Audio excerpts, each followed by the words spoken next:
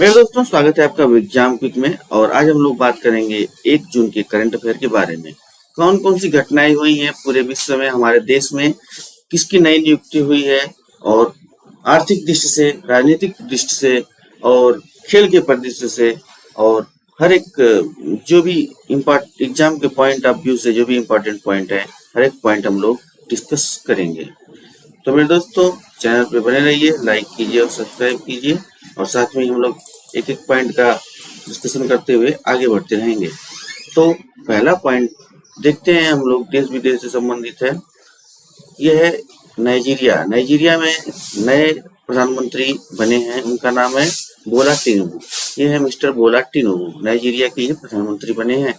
अगर देखा जाए तो बोला टिनुबू का राजनीतिक जीवन जो है काफी उथल पुथल से भरा रहा, और ये काफी चैलेंजेस के बीच ये नाइजीरिया के प्रधानमंत्री बने हैं। इनके ऊपर इलेक्टोरल फ्रॉड, मतलब चुनाव से संबंधित धोखाधड़ी और सुरक्षा से संबंधित धोखाधड़ी, और भी बहुत सारे इनके ऊपर इल्जाम लगे हुए हैं। इन सभी इल्जाम को चीरते हुए, पार करते हुए ये नाइजीरिया के राष्ट्रपति बने हैं। कब बने हैं? मई 29 को।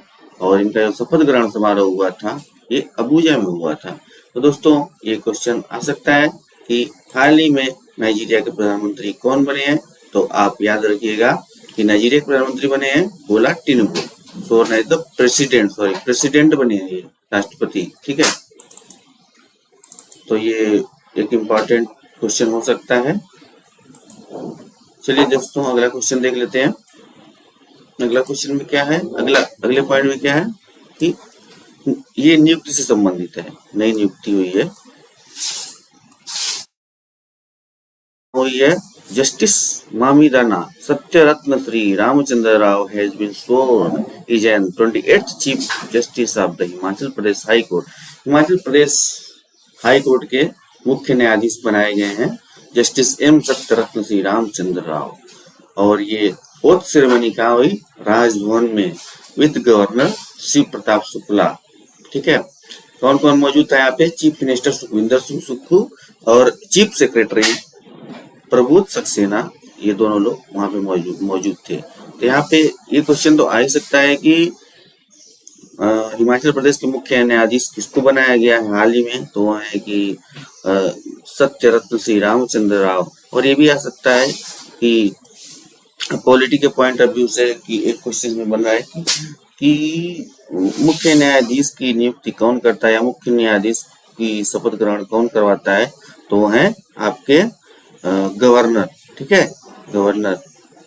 यहाँ पे ये भी आपका एक क्वेश्चन बन सकता है। तो दोस्तों, हर एक क्वेश्चन में, हर एक पॉइंट में 2-3 क्वेश्चन छुपे होते हैं। तो इस तरीके से हमें वो हिडन क्वेश्चन निकालना होता है, क्योंकि यूपीएससी में हिडन क्वेश्चन ज्यादा पूछे जाते हैं। कि जैसे अभी यूपीपीसीएस में हाल ही में क्वेश्चन पूछा गया था, इस साल के जो यूपीपीएस क्वेश्चन आए थे उसमें 2 ऑप्शन करेक्ट होते थे, 1 और 2। तो इसमें आपको दोनों अगर सही होगा, दोनों अगर पता होगा तभी आप कर सकते हैं। अगर एक पता होगा तो आप नहीं कर सकते हैं। तो इस तरीके से आपको मल्टीपल ऑप्शन लेके चलना होगा। ठीक है, अब आगे देखते हैं। Sachin Tendulkar has been appointed as the smile ambassador for Maharashtra government. Sachin Tendulkar को स्माइल एम्बेसडर नियुक्त किया गया है, किसके द्वारा? महाराष्ट्र सरकार के द्वारा। अब ये क्या नियुक्त किया गया है, क्यों नियुक्त किया गया है? देखिए, the appointment is a part of the state स्वच्छ मुख अभियान। ये देखिए, स्वच्छ मुख अभियान, ये किसी स्टेट के द्वारा मैं पहली बार देख रहा हूँ स्वच्छ मुख अभियान चलाया जा रहा है। Initiative aimed at promoting oral health and hygiene को प्रमोट करने के लिए ये अभियान चलाया जा रहा है। इसका नाम है स्वच्छ मुख अभियान। किसके द्वारा? महाराष्ट्र सरकार के द्वारा। तो महाराष्ट्र सरकार के द्वारा कौन सा अभियान चलाया गया ओरल हाइजीन को मेंटेन रखने के लिए? उसका नाम है स्वच्छ मुख अभियान। और उसके ब्रांड एम्बेसडर कौन बने हैं? स्माइल एम्बेसडर उसके बने हैं आपके ये सचिन तेंदुलकर जी। लेकिन आगे बढ़ते हैं। Tendulkar will represent the states medical education and drug departments. ठीक है, मेडिकल और ड्रग डिपार्टमेंट को इसको रिप्रेजेंट करेंगे महाराष्ट्र के। और Swachh Mukh Abhiyan has offered his association free of cost for the programme duration, ठीक है। और इसका ये कोई भी पैसा नहीं लेंगे, फ्री ऑफ कॉस्ट करवाएंगे, ठीक है, फ्री ऑफ कॉस्ट। ये महाराष्ट्र में इस्माइल इस्माइल अम्बेस्टर बनाया गया है सचिन तेंदुलकर को। किसके अभियान के तहत? स्वच्छ मुखर्जी अभियान के तहत। यह अभियान किससे संबंधित है? ओरल हाइजीन से संबंधित है। और ये सचिन तेंदुलकर इसका कोई भी पैसा चार्ज नहीं करेंगे।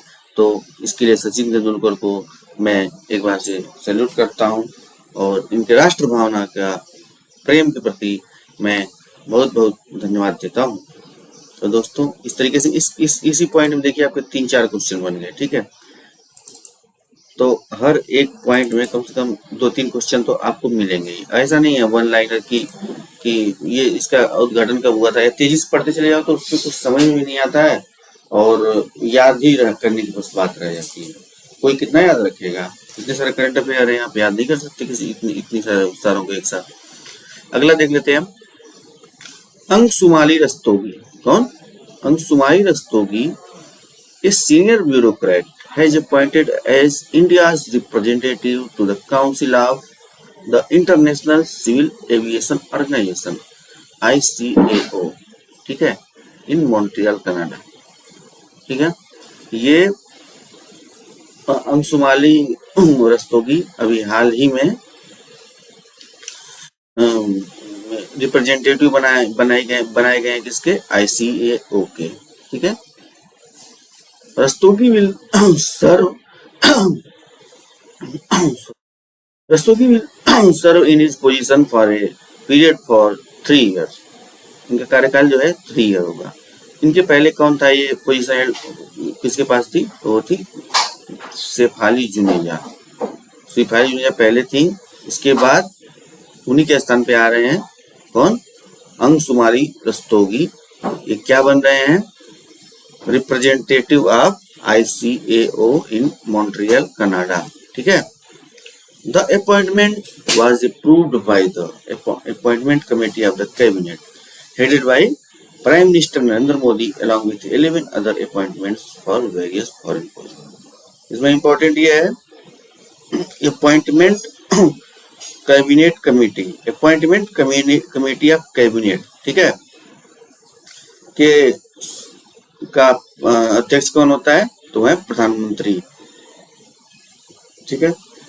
इन्होंने ही अपनी सलाह से या आपसी निर्णय के साथ इनको अंशुमाली रस्तोगी को ICAO का रिप्रेजेंटेटिव बनाया है, ठीक है। तो इस तरीके से इसमें 2-3 क्वेश्चन आ गए कि ICAO के रिप्रेजेंटेटिव कौन बने हैं? तो अंशुमाली रस्तोगी। और किससे इन्होंने पदभार ग्रहण किया है? तो वो थी शेफाली जुनेजा। और इनका जो नियुक्ति हुई है किसके द्वारा की गई है? अपॉइंटमेंट कमेटी के द्वारा, जिसके अध्यक्ष होते हैं प्राइम मिनिस्टर होते हैं, ठीक है। तो इस तरीके से इसमें 3-4 क्वेश्चन बन गए। चलिए दोस्तों, इस तरीके से आपको क्वेश्चन के अंदर पॉइंट के अंदर क्वेश्चन आपको निकालना होता है, ठीक है। तो पहला देखते हैं कि small finance bank has partner with, कौन सा बैंक है ये? Equitas. Small finance bank has been partner with IBM consulting to develop a digital banking platform. Equitas small finance bank IBM के साथ उन्होंने अपना पार्टनरशिप किया है, किसके लिए? डिजिटल बैंकिंग प्लेटफॉर्म बनने के लिए। जैसे सभी बैंक, सभी गवर्नमेंट हो या प्राइवेट है, बड़े बड़े जो भी इंस्टीट्यूशन है फाइनेंस से संबंधित हो गए या और भी जो हो गए, वो सभी डिजिटलाइजेशन हो रहा है उनका। तो वैसे ही इस बैंक ने भी IBM के साथ अपना डील साइन की है। IBM IT संबंधित कंपनी है, वह इससे डील साइन की है कि इसको जो है डिजिटलाइजेशन इसको इस बैंक का करने के लिए, ठीक है। आगे देखते हैं। The RBI annual report for 2022-23 reveals a moderation in the general government deficit, which decreased to 9.4 of GDP ये देखिए बहुत ही अच्छी खबर है ये कि RBI annual report of 2022-23 reveals A moderation in general government deficit, मतलब सरकारी जो घाटा हो रहा था उसमें जो है कमी देखने को मिली है, घाटे में कमी।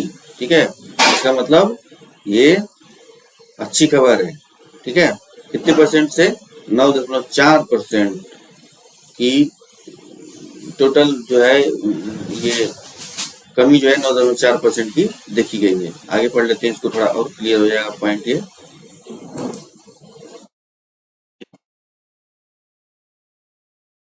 The report also highlighted decline in government debt, which now stand at 86.5% of the GDP।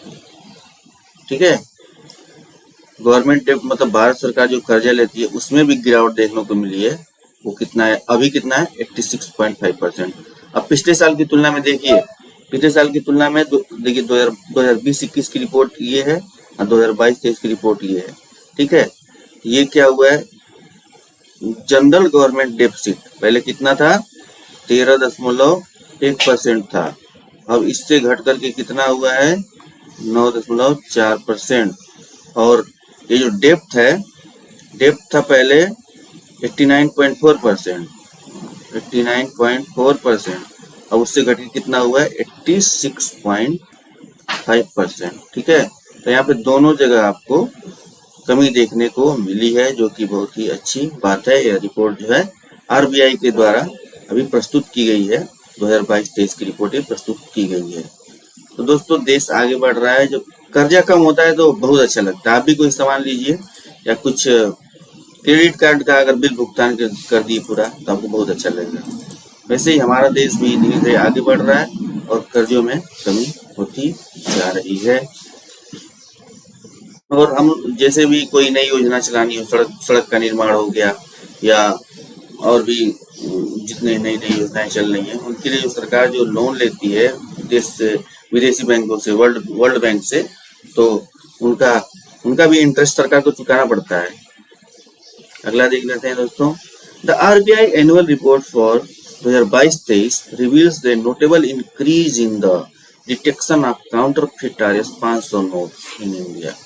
500 रुपए की नकली नोटें बहुत पकड़ी गई हैं। ठीक है, भारत में ये हुआ, कैसे हुआ है, the report highlights the dominance of RS 500 and RS 2000 bank notes in terms of value and mention the prevalence of counterfeit notes in other denomination as well. 500 और 200 के अलावा जो है और भी नोटों में, नकली नोटों में अधिकता देखने को मिली है। The report also discussed the decision to withdraw 2000 bank notes from circulation, indicating a response to the issue of counterfeit currency। ठीक है, 2000 की नोटों में जो अभी हाल ही में फैसला हुआ था कि 2000 की नोटें आज से नहीं चलेंगी, उससे भी इस बात का संबंध हो सकता है। तो ये इस तरीके से आप देख सकते हैं कि 500 रुपए की नोट में के नकली नोटों में काफी जो है वृद्धि हुई है। ठीक है, और देखिए आगे बढ़ते हैं। तरीके से दोस्तों हर एक कोई घटना होती है तो उसका कहीं ना कहीं उसका परिणाम अवश्य भुगतना पड़ता है।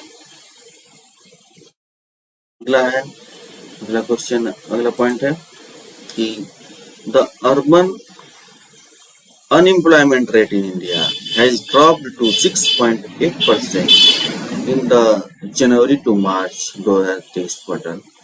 अब देखिए अर्बन अनएम्प्लॉयमेंट जो कि शहरी बेरोजगारी दर जो है वो जो है घटा है, 6.8% हुआ है। तो घटा है यानी कि लोगों को रोजगार मिला है। कब से कब तक, जनवरी से मार्च, जनवरी फरवरी मार्च, ये 3 महीने का एक क्वार्टर होता है। जनवरी से लेकर मार्च तक लोगों को रोजगार मिला है। ठीक है, इसकी वैल्यू घट के आ गई है 6.8%। ठीक है, अब देखते हैं, थोड़ा सा विस्तार से पढ़ते हैं।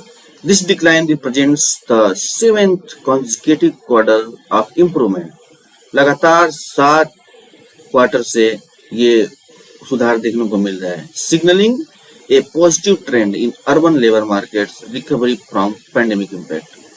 जब से कोरोना आया था तब से लेकर अब तक जो कि है रोजगार लोगों को मिल रहा है और रोजगार पाने में बढ़त देखी जा सकती है। ठीक है। The latest labor force survey data shows the lowest quarterly unemployment rate since the survey inception। मतलब जो अभी 2022-23 का जो 2023 का जो क्वार्टर है जनवरी से मार्च तक, इसमें जो है जबरदस्त लोगों को रोजगार मिला है। मतलब अनएम्प्लॉयमेंट में, बेरोजगारी में जबरदस्त कमी हुई है और रोजगार लोगों को ज्यादा मिला है। Reflecting encouraging science of economic revival. अब हो कैसे रहा है ये? However, job creation remains an important concern as India prepares for the upcoming election। अब 2024 में इलेक्शन भी आने वाला है, इसलिए युवाओं का जो मुख्य मुद्दा है वो है क्या है? नौकरी, जॉब। सबको जॉब मिलना चाहिए। जो भी पढ़े लिखे युवा हैं उनके लिए उनको जॉब मिलनी चाहिए। अब ऐसा नहीं है कि जो कम पढ़ा लिखा है, जिसको नॉलेज नहीं है, उसको भी जॉब मिलनी चाहिए। तो जॉब ओरिएंटेड जो है लोग, जो जॉब नहीं पा रहे हैं, उनको जॉब यहाँ पे मिलना चाहिए। और ये 2024 का इलेक्शन आ रहा है, इसीलिए इसको जो है इस रिपोर्ट को हाईलाइट किया गया है कि अनएम्प्लॉयमेंट रेट जो है घटा है। ठीक है।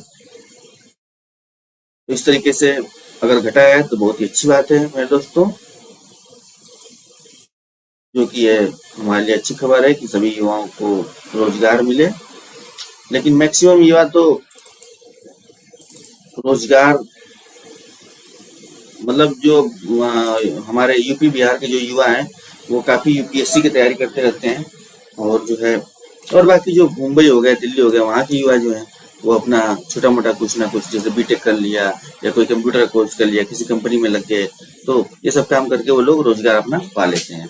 बाकी हमारे यहाँ की जो होते हैं यूपीएससी की तैयारी करते हैं और बहुत लोग तो जल्दी सफल हो जाते हैं, बहुत लोग जो है काफी दिनों तक तैयारी करते रहते हैं। ठीक है। तो इस तरीके से ये था। अब देखते हैं अगला question. India emerged as the champions of the NSC-CAVA women volleyball challenge cup 2023 held in Kathmandu. ठीक है। अब ये आएगा कि वुमेन वॉलीबॉल चैंपियन कहाँ पे खेला गया था, तो ये होगा काठमांडू में। ठीक है। काठमांडू में खेला गया था। उस वॉलीबॉल चैलेंज का नाम क्या था? NSC कावा वुमेन वॉलीबॉल चैलेंज। ठीक है। आगे पढ़ लेते हैं। India secured the title by defeating Kazakhstan in final match, which took place at the National Sport Council's covered hall in Tripureshwor, Kathmandu. ठीक है। ये जो मैच खेला गया था ये त्रिपुरेश्वर काठमांडू में खेला गया था, और इसमें इंडिया ने कजाकिस्तान को हरा करके इस कप पे, वुमेन वॉलीबॉल चैलेंज कप पे कब्जा पाया हुआ है। ठीक है। और सबसे बड़ी बात यह रही कि India achieved victory in clean sweep. Kazakhstan को बिल्कुल क्लीन स्वीप कर दिया है, स्कोर बाय 3-0। कैसे कैसे? पहले सेट में 25-15, देखिए यहाँ पे 25 इंडिया का है, the second 25-22 and the third 25-18। तीनों में कजाकिस्तान जो है लो स्कोर किया है। तो इस तरीके से इंडिया ने बिल्कुल क्लीन स्वीप कर दिया कजाकिस्तान को इस कप में, NSC कावा वुमेन वॉलीबॉल चैंपियन लीग, जो कि त्रिपुरेश्वर काठमांडू में हुआ था।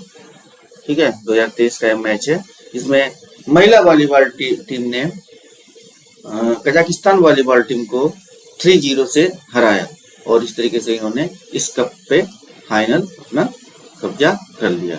तो बहुत बहुत बधाई हो भारतीय महिला वॉलीबॉल टीम को, जो कि अपने देश को आगे बढ़ाने के लिए, देश का नाम रोशन करने के लिए इस खेल को, इस कप को जीता इन्होंने, और इनके भविष्य के लिए इनको बहुत बहुत। ये दोस्तों अगला पॉइंट देखते हैं। अगला है the national centre for good governance. The National Center for Good Governance NCGG, national centre for good governance, and the Indian national science academy INSA, ठीक है। इन्होंने देखो ये दोनों हैं, एक ये है एक ये है partner to launch the NCGG and INSA leadership program in science and technology. इन दोनों ने आपस में कोलैबोरेशन किया है, किसके लिए? साइंस एंड टेक्नोलॉजी के फील्ड में लीडरशिप प्रोग्राम के लिए इन दोनों ने आपस में, इन दोनों संस्थाओं ने आपस में कोलैबोरेशन किया है।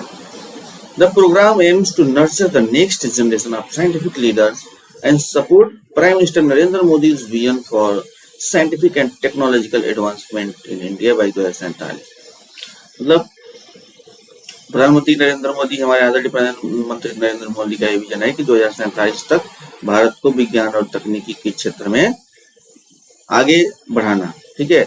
उसी विजन के तहत इन दोनों संस्थाओं ने आपस में कोलैबोरेशन किया है, जिससे कि विज्ञान और तकनीकी के क्षेत्र को आगे बढ़ाने में जो लक्ष्य रखा गया है उसको प्राप्त किया जा सके, और जो लक्ष्य है 2047 तक भारत को विज्ञान और प्रौद्योगिकी में मजबूत स्थिति तक पहुंचाना है, ठीक है। WITS is designed to provide leadership development opportunity in the field of science and technology, fostering innovation and expertise among participants to drive progress and development in the country. तो इस तरीके से जब साइंस और टेक्नोलॉजी में विकास होगा, युवाओं को जब मौका मिलेगा कुछ करने का, या उन्हें जब नई खोज करने का जब मौका मिलेगा, तो अवश्य ही भारत जो है आगे बढ़ेगा। और इस प्रोग्राम का लक्ष्य क्या है? प्रधानमंत्री का विजन है कि 2047 तक हमारे देश को विज्ञान और तकनीकी के क्षेत्र में आगे बढ़ाना है। और इसी मिशन के तहत NCGG मतलब national centre for good governance and Indian national science academy INSA, इन दोनों ने कोलैबोरेशन किया है ताकि प्रधानमंत्री के इस विजन को पूरा किया जा सके। तो ये बहुत ही इम्पोर्टेंट क्वेश्चन है कि कौन कौन सी दो संस्थाओं ने विज्ञान और तकनीकी को आगे बढ़ाने के लिए आपस में कोलैबोरेशन किया है। तो आप बता सकते हैं कि INSA एंड NCGG दो संस्थाएं हैं। और भारत को विज्ञान और प्रौद्योगिकी रूप से सुदृढ़ बनाने का लक्ष्य क्या है, कब तक निर्धारित किया गया प्रधानमंत्री के द्वारा? तो वो है 2047 तक, ठीक है। आगे देखते हैं, ये कुछ इनोवेशन से संबंधित है। India will host the 14th clean energy CEM, CEM मतलब clean energy ministerial 14th and 8th mission innovation यानी MI मतलब mission innovation plus CEM clean energy mission, ठीक है। Meeting in Goa from July 19th to 22nd, मतलब 19 जुलाई से 22 जुलाई तक, 19, 20, 21, 4 दिन का प्रोग्राम चलेगा। 4 दिन में क्या किया जाएगा? MI और CEM ये दोनों संस्थाएं अपना मीटिंग करेंगी। कौन सी मीटिंग है? 14th क्लीन एनर्जी मीटिंग, मतलब स्वच्छ ऊर्जा से संबंधित ये मीटिंग है कि किस तरीके से हम लोग ऊर्जा का प्रयोग करें, और ऊर्जा के फील्ड में सौर ऊर्जा हो गई या जल ऊर्जा हो गई, विद्युत ऊर्जा हो गई, इन सभी ऊर्जा के से संबंधित इस मीटिंग में डिस्कशन किया जाएगा, ठीक है। The meeting will be held alongside the G20 energy transition ministerial meeting, ठीक है। ये भी मीटिंग होने वाली है, G20 energy transition ministerial meeting भी होने वाली है। तो the event will be theme advancing cleaner energy together, ये थीम होगा उसका। जो ये 14th क्लीन एनर्जी की जो ये मीटिंग होने वाली है, उसका मिशन, उसका थीम क्या होगी? एडवांसिंग क्लीन एनर्जी टुगेदर, ये है इसका थीम, ठीक है। एडवांसिंग क्लीन एनर्जी टुगेदर, ये है इसका थीम। क्वेश्चन पूछता है दोस्तों कि जो भी जैसे ये पूछ देगा कि 14th clean energy ministerial programme जो कि गोवा में अभी हाल ही में हुआ है, उसका थीम क्या है? तो वो क्या है? एडवांसिंग क्लीन एनर्जी टुगेदर, ये है थीम उसका। और कौन कौन सी संस्थाएं इसमें भाग ले रही हैं, कौन कौन सा इसमें MI, एक तो मिशन इनोवेशन और दूसरा क्लीन एनर्जी मिशन, ये दो मुद्दे होंगे इस बैठक का। ठीक है, will bring together participants from around the world, including government organization, businesses, academic, innovators, policy makers, और ये सभी लोग रहेंगे, गवर्नमेंट प्राइवेट सभी लोग संस्थाएं में इनवाइट की जाएंगी।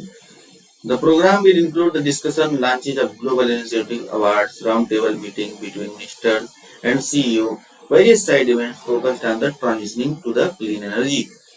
ये जो होगा, ये जो मीटिंग होगी, यहाँ पे लोगों को अवार्ड भी दिया जाएगा, जो भी ऊर्जा के क्षेत्र में कार्य किए हैं उन लोगों को अवार्ड भी दिया जाएगा, और जो इनिशिएटिव लॉन्च करने के लिए भी लोगों को बढ़ावा दिया जाएगा।